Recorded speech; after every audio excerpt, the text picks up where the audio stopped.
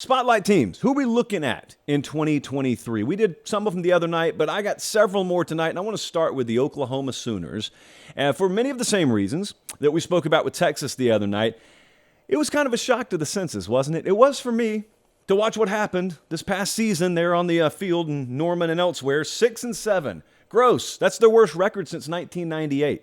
I mean, whomst have thunk it, right? They were 99th defensively in points per game. They were 122nd defensively in yards per game. They were 0-5 in one-possession games. They were shut out by Texas. Texas named the score against them. And just to think, 1 year earlier, I was at the Red River Shootout, and it absolutely was that and then some. Last year, not so much. So what is this a spotlight team for? What puts a spotlight on Oklahoma? Well, a few reasons. Number one, you can go outside of Oklahoma, even outside of the Big 12. Same deal as what I talked about with Texas the other night. What happens this year with them has an impact on the SEC. For those not keeping score at home, this is the last year that OU and Texas are Big 12 members, much to the chagrin of no one out there. Everyone wants the divorce to happen, and they're expediting it, and you can keep the car, and you can have the second house in Malibu. Just please, let's get this over with. So they have done just that. So this is the last year that Oklahoma's in the Big 12. Well, that means that we have to figure out where they're going to fit in the SEC. Same thing with Texas, like we talked about the other night. Pecking order is a real thing. Now, it changes. It's very fluid. It's very static. The pecking order is like a living, breathing thing year to year. But they got to enter somewhere. They got to walk in the door somewhere. Is OU the third best program in the SEC when they get here? Are they the ninth best program, which is a lot more in line with where they would have been last year? I don't know, but I will say you need a whole lot better foundation than they showed last year. You don't want to have wobbly legs walking into the SEC. Recruiting also is something that's very much in play here. Obviously, you got to recruit to win anywhere, and you got to recruit to win in the SEC. That's not what I'm talking about. I mean, with recruiting in Oklahoma, think about who you are right now. You're not Lincoln Riley. You're not Bob Stoops later on into his tenure there where you're proven. You are still Brent Venables and Brent Venables' staff, and it's Brent Venables, Oklahoma, and they're not proven. That's not a bad thing. He can't make time speed up any faster than it goes.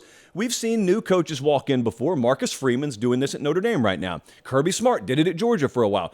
You've got to sell vision and hope for a little while because you simply don't have a resume and a track record of your own as a head coach. And they're getting by fine on that right now. So I'm not telling you Oklahoma recruiting's in any trouble. In fact, Oklahoma recruiting's kind of on fire. And they've done very well in the portal, so they're fine there now.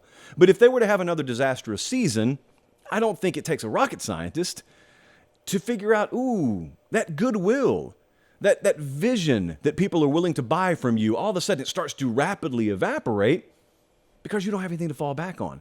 In this case, you can't even fall back on, I know things are bad now, but look, we did it before, we'll do it again. No, you didn't do it before. You've never done it. You've never been a head coach. So that's why it's really important to make sure last year is just this funny little anecdote that you tell down the road. You know, the saying always goes like this: hey, even Saban barely made a bowl game his first year.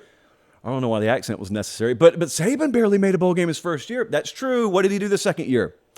Undefeated regular season is what he did the second year. So yes, as long as we can do something like that in Norman, we're fine. The second reason this is a spotlight program is because everything in the Big 12 exists downstream of Texas and Oklahoma. You may not like it said that way, but there's a reason when we put those odds up in the preseason, it's always Texas, Oklahoma, and we're figuring out where they are, and then everything else relates to them. So with Oklahoma, the thinking has always been, well, Oklahoma's going to have a better roster along with Texas than pretty much anyone else in the conference, and that's always right. Doesn't always mean they win, but it's pretty much always the case that if Oklahoma does everything they're supposed to, what the rest of the conference does shouldn't matter, because all things equal, they're not equal. All things equal, Oklahoma's superior, and Texas, they're superior, and in the Big 12's overarching train of thought, I'm sure back in the day, they just imagined OU Texas playing for the league title every single year, just like people in the ACC pictured FSU or Miami and Virginia Tech in that thing every year. Hadn't exactly panned out that way, but that doesn't change the fact that any given year, that's the way it should be thought of. And with Oklahoma, hey, if they're rolling this year, and either Dylan Gabriel or maybe even Jackson Arnold has stepped in as a true freshman, and they're rolling at quarterback, and Brent Venables' defense is playing like we saw them play at Clemson, probably doesn't matter. you probably don't have another Kansas State or TCU type story.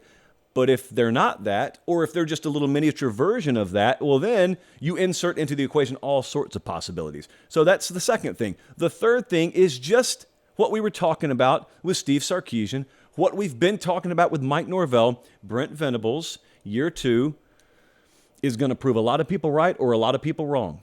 I am in the camp that still believes, hey, Brent Venables will get things figured out. There are some other folks out there, and some of them I respect, who wholeheartedly disagree with that. There are some folks out there who think Venables is in 10 feet over his head, and this year will serve to solidify the negative opinions that people built of him last year. That's the camp I'm not in.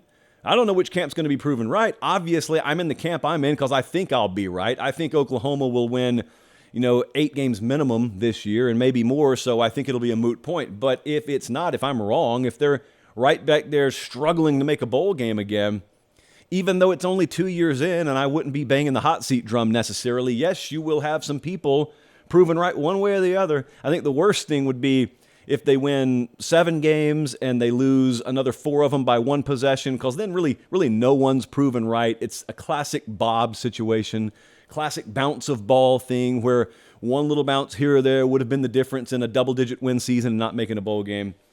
Oklahoma, spotlight team.